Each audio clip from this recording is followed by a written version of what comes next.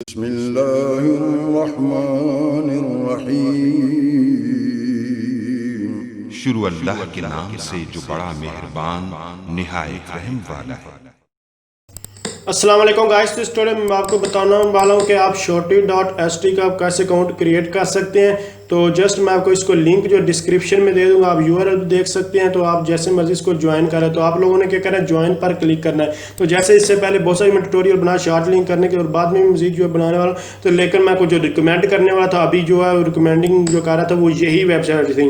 तो shorty.st, तो आप लोगों ने इसको जो है जस्ट ज्वाइन कर लेना। आपको ज्वाइन कर लेके यहाँ अकाउंट क्रिएट कर सकते हैं। अदरवाइज आप लॉगिन पर क्लिक करके जीमेल के थ्रू भी जो है इसको लॉगिन कर सकते हैं। तो जीमेल आईडी जस्ट आपको यहाँ इस पर क्लिक करना होगा और अपनी जीमेल आईडी आपको देनी होगी, तो आप लॉगिन सक्सेसफुली हो जाएंगे। अब इससे कितना आप लोग अर्न कर सकते हैं मैं आपको प्रूफ के साथ जो है वो, और कैसे शॉर्ट लिंक कर सकते हैं। कोई भी आपको प्रॉब्लम आ रही है मुझे कमेंट्स की, इंशाल्लाह मैं आपकी जरूर हेल्प हो। जस्ट इस पर लिंक करना और ये आप इसको फॉलो कर।